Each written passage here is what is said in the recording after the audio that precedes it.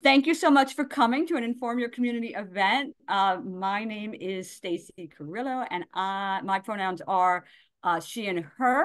And I've got like a fun picture in my background with some flowers on it. I'm a white woman with like salt and pepper hair that's short, that's got like purple tips. I'm so excited to have everybody here. We just watched that amazing movie. This event is part of our popcorn and chat program where we watch movies and then we have discussions related to some topic. In this case, our topic today is intersectionality. If you're watching this on YouTube, then we encourage you to follow us, subscribe, comment, let us know what you think.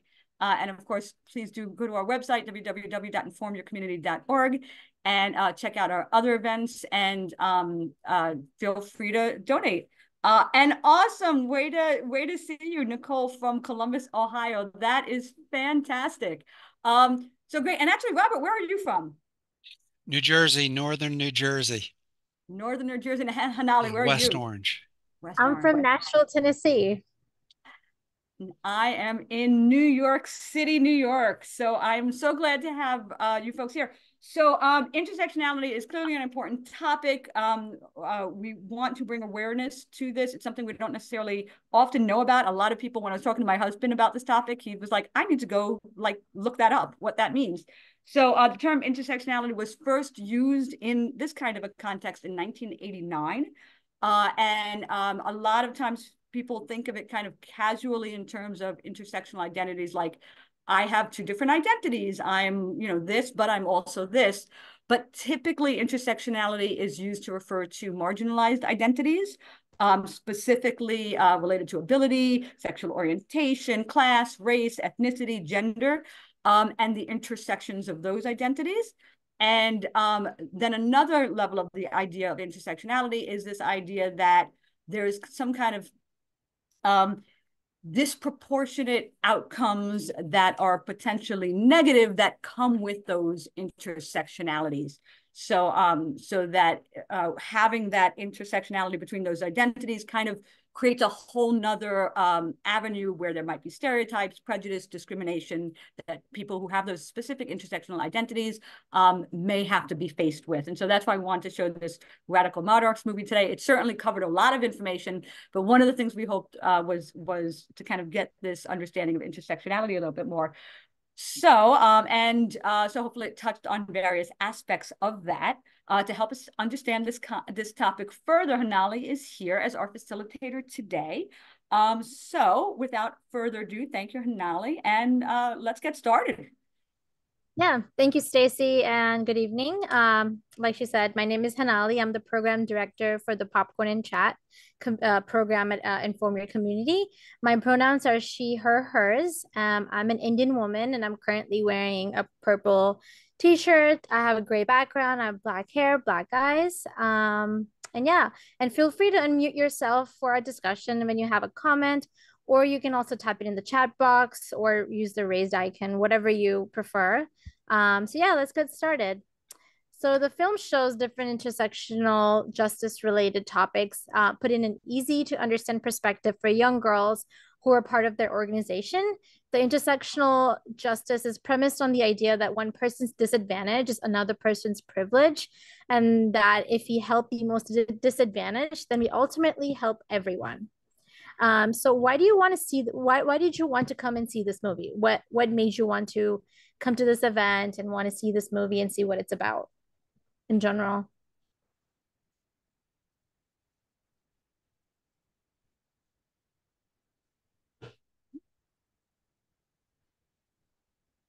And I'll mention this is audience participation. So we love to hear from you folks that are here with us today about why you came to this event. I'll tell you why I like this movie is why I came to this movie is because I was watching it and it was so complex. And I just kept thinking about how complex it was. It's like we're used to watching movies that are about like one issue, like we can only handle one issue at a time. And I saw that and my mind was just blown, like how many things they were dealing with at one time in this movie. And Julie mentioned in the chat Let's see. Julie mentioned that I've seen the film before. Very inspiring. I'd love to know what the girls are doing now. I meant to look that up and I didn't. Maybe I'll try to squeeze that in. Looks like Nicole has her hand up as well. No, Nicole, go ahead. Yeah, I was gonna say well, I haven't seen the film before. Hello, thanks for putting this on. I would agree with Julie. It's very inspiring. Also, just getting there's a bunch of different things, but thinking about documentaries in regards to real life issues, how young people are being impacted, um, how young girls of color, Black, Indigenous, any of that are being impacted by social issues, and how we need more of that for future generations. Just the skill, but also the community building. I felt like was really important to showcase, even though the topics are really, sometimes controversial, um, very overwhelming and can be triggering. I feel like it's an opportunity to see how community comes together to work through those issues. Yeah, for sure. I agree. I basically my reason for having this movie out, this topic out, was for the same reasons. I think it's just important to build that community, and that comes from understanding and education. And um, that's why I really wanted to come and watch the movie. Well, I'll tell you, my name's Robert, he, him, his. Why I came to this was as a show of support for Inform Your Community.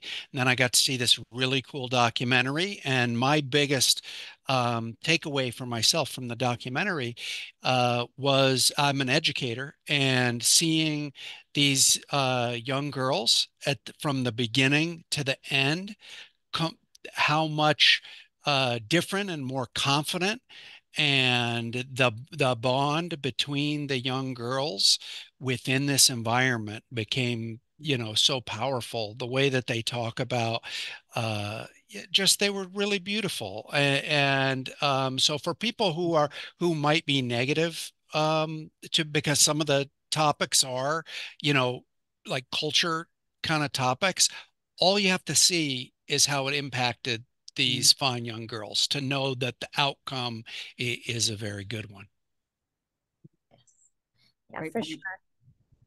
And I know Robert kind of mentioned this, but what scene surprised you or resonated with you the most? Was it something that stood out in the movie that you would want to talk about that really, is pressing?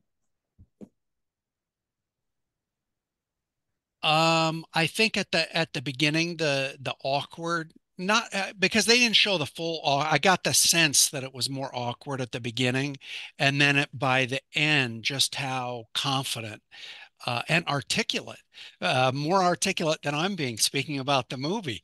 I thought they were just terrific, and they clearly I wish I remembered exactly what she said, but the girl who referred to herself as little was just so powerful and articulate, and seemed like she really came into her own through her participation in the group. For sure. And her confidence grew as well. Um, Nicole?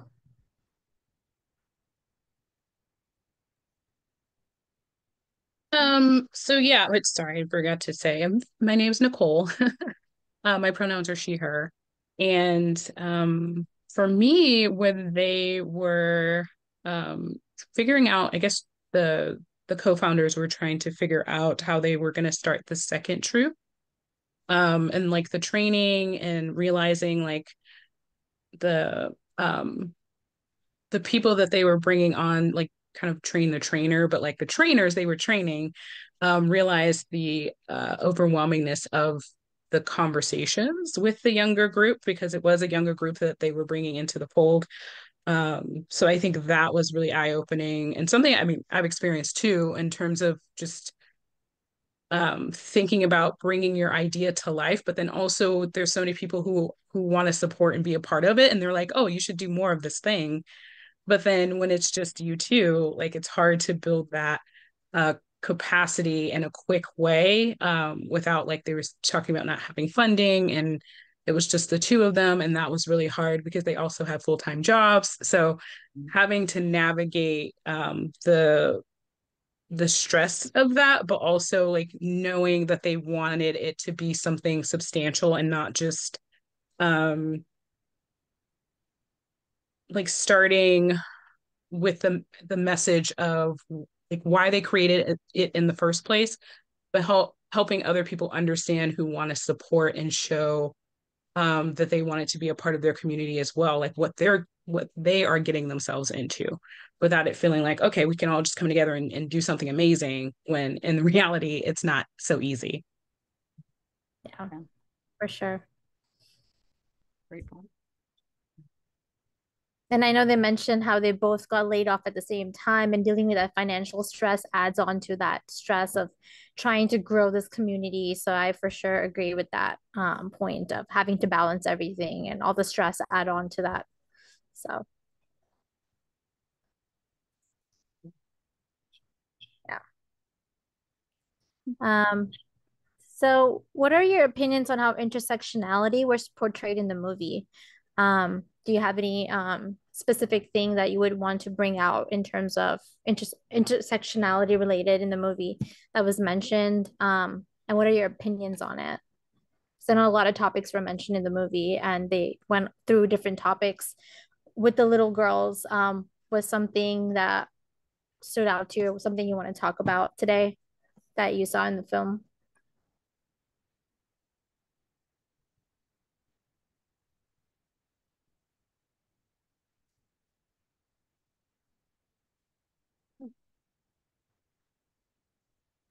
I mean, one of the questions we always have to ask ourselves when we're doing these movie events is like, was this the right movie for this topic? Right. So what do you folks think? Did this movie get across kind of intersectionality? Inquiring minds want to know. I would say yes. Um, just because we're still dealing with a lot of these issues. There's been progress, but also like it's you take two steps forward, you go 10 steps back. Like it's really like showcasing like it was 2015. That was what, 8 years ago. Mm-hmm. 2014 is when they started it. So like it's some time has passed, but we're still having to grapple these issues. And even on the premise of organizing and what that looks like, it shows up in so many different ways. The co-founders having the conversation with them about these systems, even like how these systems come into the conversation around sexuality, patriarchy, um, even just loving yourself. Like I feel like all of those things need to encompass how we learn and grow, and we can't separate them out. Like that's as hard as we would like to try, but it just shows how um they're all connected. All of those topics, all of those issues, all of those um kind of discussions.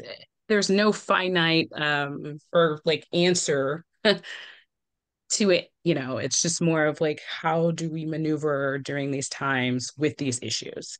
And it can look very different, 5, 10, 15 years from now, but there's going to be that common thread, and understanding that um, it still requires conversation, it still requires questioning, it still requires curiosity, imagination, to move things forward. Hopefully that made sense. Yeah. No, yeah, that made complete sense. I think it's just all about, as a human as a whole, we have all these emotions and love, and that can't be taken out of the entirety of what, intersectionality or getting, uh, making any progress in the society. I think as a human, all the emotions are involved, growth, all of that. It can happen while separating all of those segments. That comes with being a human in general. So for sure. I thought I it was thought, so. Oh, I'm sorry. oh, Go sorry, ahead, go ahead. Robert. Go ahead. I was just going to say, I thought Nicole reminded me of the part that I found another part I found really interesting was that we can see them developing kind of their approach a little bit, because when they received some really tough questions, well, I'm not sure they were tough questions, but profound questions from the girls, they said, well, we have to be kind of more thoughtful or intentional in how we're going to address these really serious topics. So I thought that that was they were growing too. The people creating it were, or at least they were developing their program. Yeah. So I thought that that was really good. And to Stacy's question about, is this the right movie? I don't know who the usual crowd is, but I really enjoyed it. I hadn't even heard of this movie before.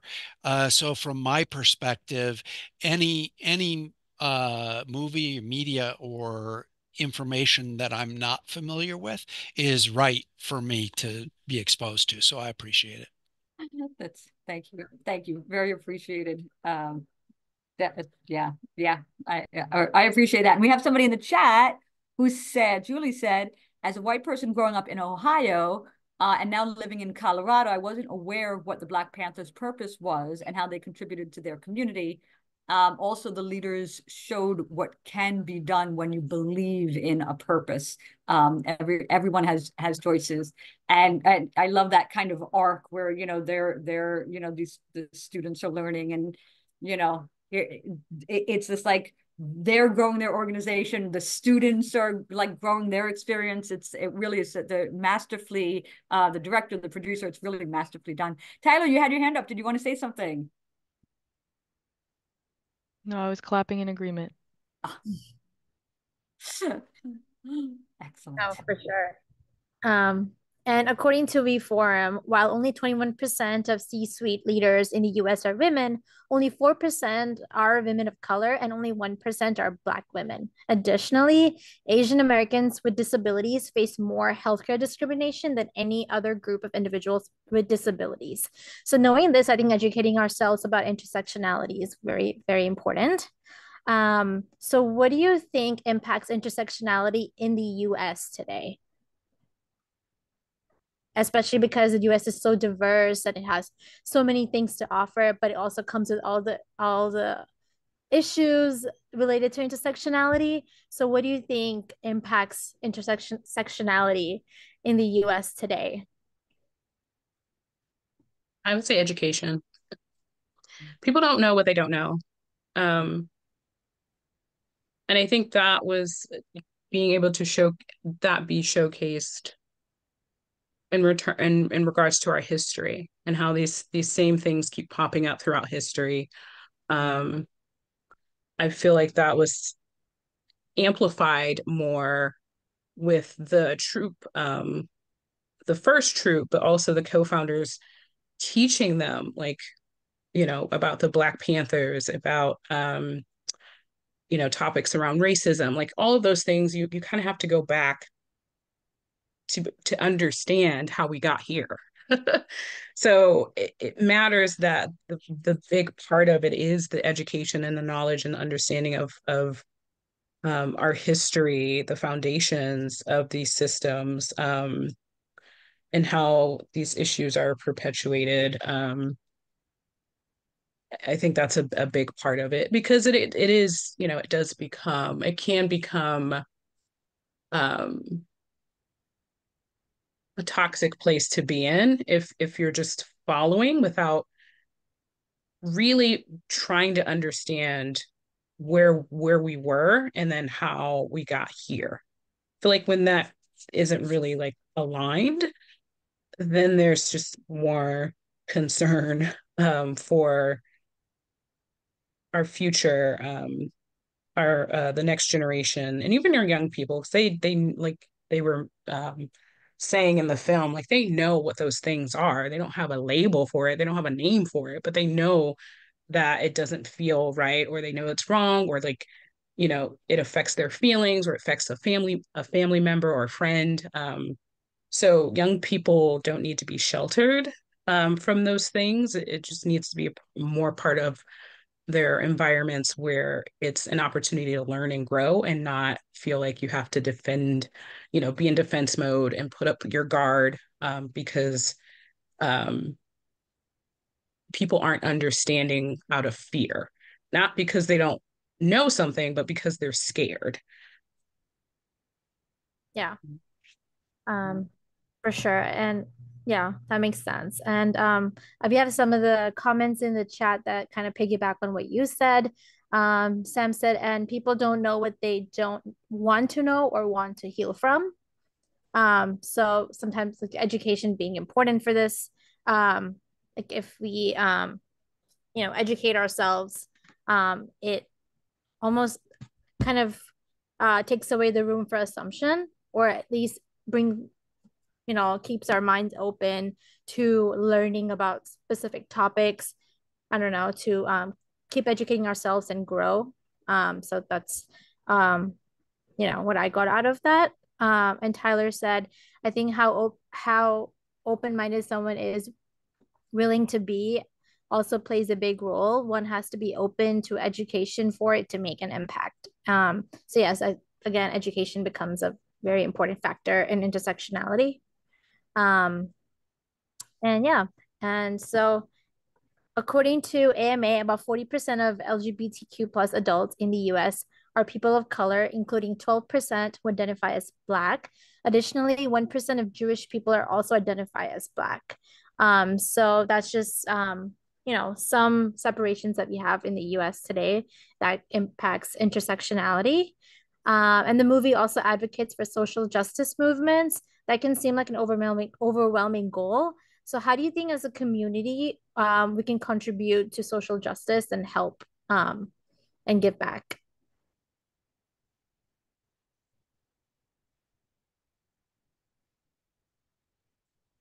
It starts at home. It starts in your community, with your friends and family, and just starting the conversations there and building from that, because they had the opportunity to start within their troop, but also going to different events and even, going to the state house and like building on the advocacy topic, to be able to share their concerns in a more, I guess, political environment, and thinking about like justice and laws and policy. Like eventually that'll expand and grow as they get older.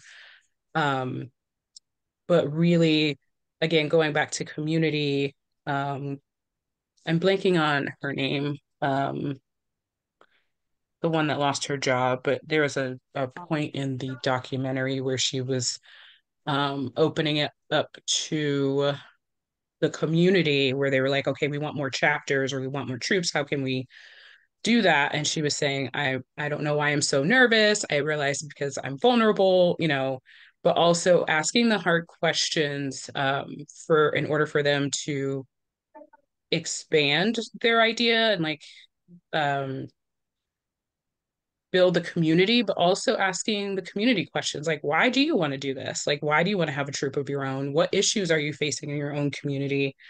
So it's not, again, going back to the like, okay, we have this grand idea, let's just do it, but like really breaking it down into smaller steps, really helps you better, like, okay, maybe we're not ready for this, maybe we give a little bit more time and planning, and versus, okay, we have the resources, we have the backing of our community. If they're not understanding why they're doing it, what their why is and what the purpose is, then it kind of, will fizzle out, and it won't be as purposeful.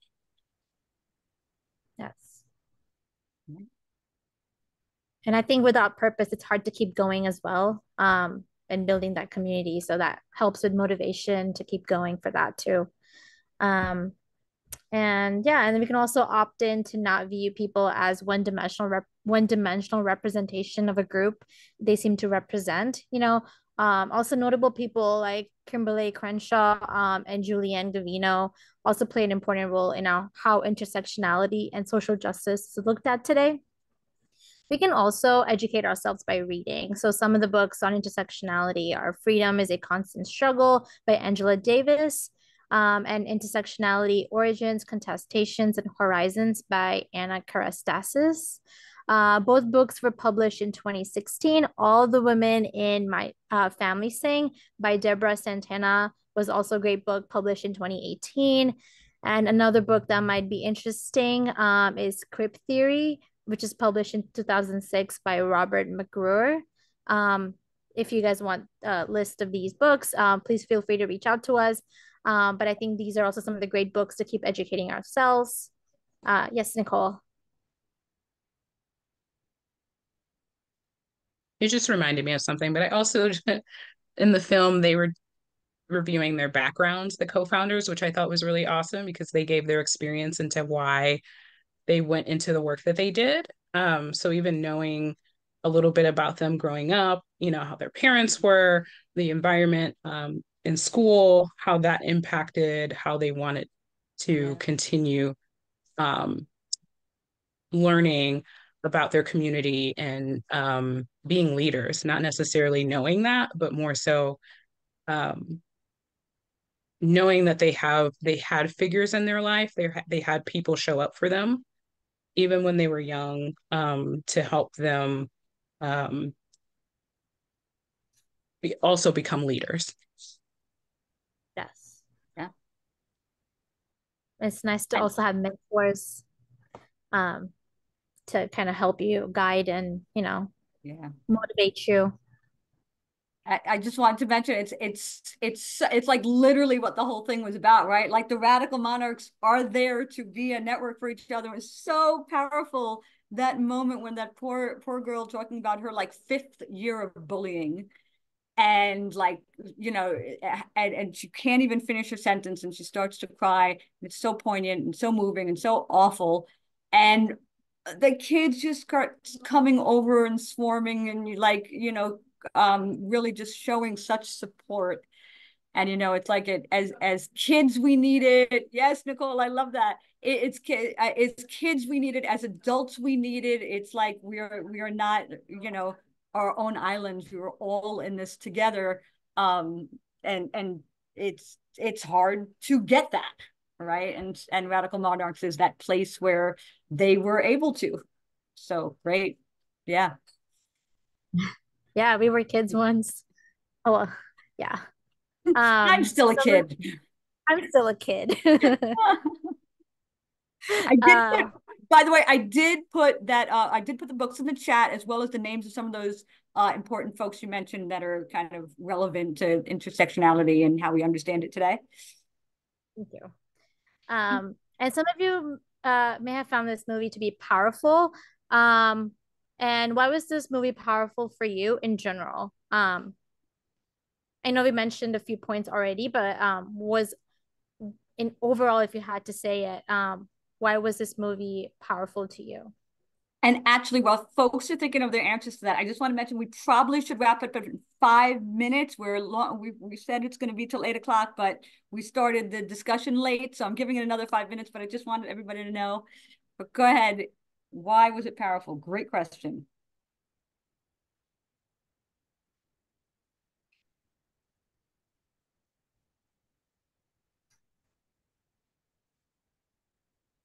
I mean, for me, one of the things was that it was they incorporated the history into it. So there were so many, when they talked about the Black Panthers and then they themselves going to see the politicians. So you can see kind of this like whole, like this longevity of history, coming together. It was just really kind of powerful and beautiful and impactful. Yeah. Yes, Nicole. I liked how they were paralleling like just the reality, like what was happening during that time with the election, and like the parallels of them organizing and building that was kind of like a contradiction to what they were doing, but it was like it was happening, like whether we wanted it to or not. There was still a lot of tension in the world around what social justice meant. How do you show up for your communities around these different issues, and how does that show up through policy? How does that show up through lawmaking?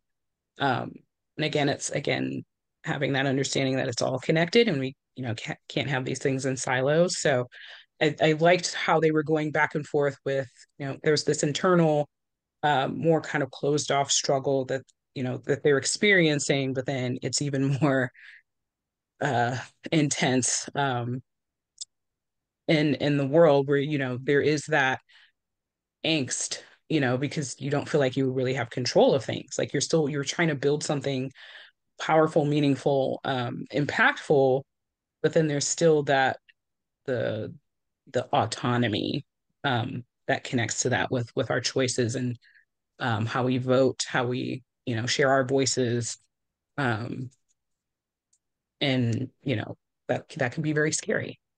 Yeah, excellent. Yeah. Thank you for I have a sharing. I have a few comments in the chat too. Sam said the Girl Scouts will, and I don't know anything much about the Girl Scouts. I was never one, but Sam says the Girl Scouts will talk about the work and won't get it done. The radical monarchs and those of us who want all wings of freedom will get it done. So definitely radical monarchs is definitely in that direction for sure. The power, and then Julie said the powerful message for me was when you see a gap, you can do something about it because there are probably others which feel the way you do. I imagine that's an experience with intersectionality that happens a lot, is that you maybe you feel you're so unique because you're intersectionality that you don't know that there's others that feel the same way you do, or you might not have them in their community. The one girl who said that she was the only Black girl in her Girl Scout troop, I think she said, or in her class, one of those. So yeah, but there are others. There are others. Yeah, great point, Julie. Yep. And so to wrap it up, I just wanted to mention a few things. Um, oh, I see one more comment. Sorry. Everyone brings a unique perspective to the table. That's what Tyler said, for sure. And so it is important as a community to familiarize ourselves with the intersections, combinations, and overall overlaps of our different identities, and also keeping up with all the important events and dates, like some of the state laws. Like how there was a recent law that was passed in Florida banning critical race theory being taught in public schools in 2023. So as education is becoming so important, I think understanding these uh, state related laws and rules and everything like that is keeping up with them becomes really, really important. And in 1851, Sojourner Truth gave the speech of Ain't I a Woman, which highlighted how her lived experience as a former enslaved woman did not fit the conceptions of womanhood constructed around upper class white women. So that's also important to kind of understand where other women came from and all the cultural differences to fill in that gap that we talked about. And yeah, so I encourage you to look up more of these important moments in history so we can continue learning about different identities. This is important to the experiences of marginalized identities, especially due to racism, sexism, prejudice, discrimination, etc., and all the stereotypes. You can also find more information on our infographic that will be shared with you and also available on our website. So thank you so much for joining this discussion and learning more about this topic. And I'll let Stacy do closing remarks. Excellent. Thank you so much, Hanali, for your excellent questions and information. And thank you everybody else for participating so actively in the discussion and in the chat. Really so happy to see that movie and to get a chance to talk about the topic of intersectionality. It's not a one and done topic. What you learned here certainly is not all that there is to know about this topic. And so we encourage you to commit to one action a week that helps you kind of understand intersectionality and the effects of in our society related to that. One thing you could do is share our infographic with other people that we're going to be sending you. But also we encourage you to correct the narrative when you hear people talking about something that doesn't quite fit. People who are misgendering people, or people who are treating somebody like they're from one group, but actually you're not understanding that they're from multiple groups and things like that. Also, we suggest that when it comes to talking about different topics, especially because sometimes we don't know if people have intersectional identities, that you make sure to go out of your way to include people who don't necessarily look like you or don't look like who you think they should look like to be interested in a particular topic, right? So go out of your way to not treat people as one-dimensional, but to kind of understand these intersectional identities. And also look out for more great events, if I could say so myself, from Inform Your Community. We are going to have some more popcorn and chat nights. Those are on our website, but our next event is a Black Lives Matter related event that is going to be a children's crafting event. We're going to be making bookmarks, and that is on February 17th at 1 p.m. It's an hour-long event, and our material kits are shipped to you free, and the event itself is free as well. Our non-related next event is going to be on February 29th at 6:30, and that is our bioethics event. And that's going to be a much to discuss event, which is games. So we're going to be doing a scavenger hunt and a trivia.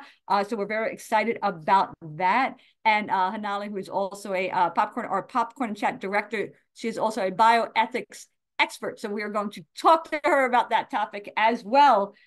Just pure coincidence, these two events happen to line up like that. So thank you for Hanali for coming. Thank you everybody for coming. So appreciative of your comments in the chat. Thank you for being here. Check out our other events. If you're watching this on YouTube, please like and subscribe, and press that donate button.